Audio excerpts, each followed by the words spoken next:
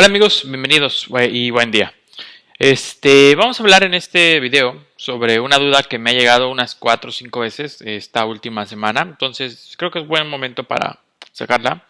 Y la duda es la siguiente. Alguien me decía, porque en otros videos hablé sobre Python, sobre Java, otros lenguajes de programación, PHP, ¿no? ¿A qué me refiero con otros? A lenguajes que no son C.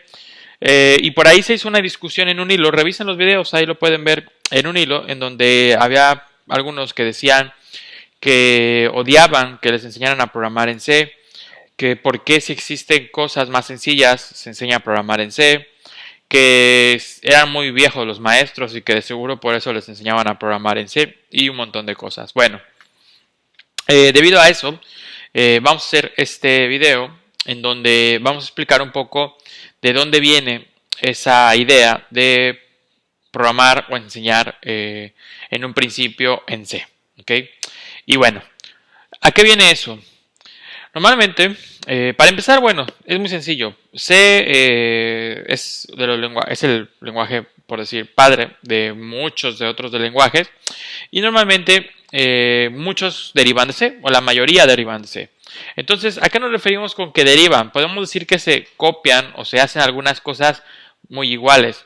No hablo de la parte teórica, sino simplemente la sintaxis. Se usan llaves, se usan paréntesis, se usan puntos y comas. Normalmente si tú sabes que el punto y coma va siempre al final de la línea, pues bueno, ya te acostumbras y toda la vida te pasas por PHP, te pasas por Java, te pasas por otros lenguajes y punto y coma te resuelve la vida, ¿no? Que es el final.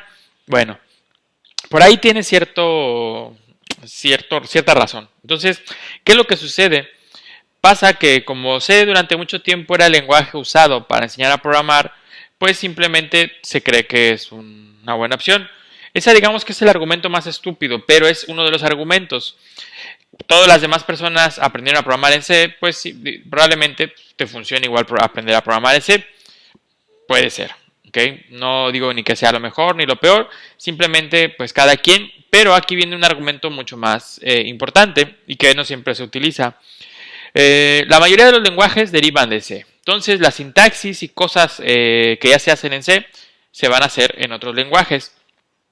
¿Qué es lo que sucede? El tiempo de adaptación de alguien que viene de C pasarse a Java, digamos que es fuerte, tarda un poco porque Java pues, es orientado a objetos de principio y C no. Pero el detalle es que la sintaxis, digamos, ya no te preocupa, ya pasa desapercibido. En cambio, si tú tienes un desarrollador al que le enseñas Python como primer lenguaje y lo quieres pasar a C, pues le va a doler bastante, de hecho. ¿Por qué? Porque hay muchas cosas que Python maneja de una forma, que son muy peculiares de Python, y en Java no se manejan así. De hecho, Java también es un lenguaje muy peculiar. A lo mejor C, Java y Python son los lenguajes más peculiares. Es decir, tienen cosas únicas dentro de su estructura. Entonces, eso ayuda a veces, para bien o para mal, que te acostumbres a un lenguaje como Java, un poco más rápido, por la parte de las llaves, los ciclos, los fors, cómo se declaran esas cosas, que no nos debería de tomar mucho tiempo, pero como no lo conocemos, pues tenemos que reaprender a veces esas cosas. Entonces, yo creo que ese es un argumento muy fuerte y muy válido, porque si tú aprendes en Python, Python tiene cosas muy únicas, muy buenas, no digo que sean malas, al contrario, muy buenas, pero si tú quieres aplicar eso mismo en otro lenguaje, a veces no existe o simplemente no se puede. Entonces, es complejo que tú aprendas Python y después quieras pasarte a otro lenguaje, pero también recuerda que estás aprendiendo a programar. Estamos hablando de por qué nos enseñan a programar, no por qué usar uno u otro lenguaje. Una cosa diferente es que cuando ya entiendas variables, ciclos y funciones, que es lo básico, probablemente te da igual y entiendas muy bien que te puedes pasar de un lenguaje a otro sin problemas. El concepto es el mismo. ¿Ok? Entonces, como te decía, normalmente el argumento puede ser también la parte de la sintaxis. Y finalmente, otro argumento que creo que es bastante válido, es que en C hay muchas cosas que son brutalmente, estúpidamente y tontamente difíciles, ¿vale? Por ejemplo, el manejo de cadenas. También la parte de los apuntadores. Entonces, viene un detalle. Si tú empiezas a programar en C, ¿ok? Y sufres un ratito con apuntadores, sufres un rato con cadenas, sufres un rato con otras cosas exclusivas de C. Cuando saltas a un lenguaje como Java, como Python o como muchos otros, te vas a dar cuenta de lo sencillo que es hacer cosas que en C eran muy complejos.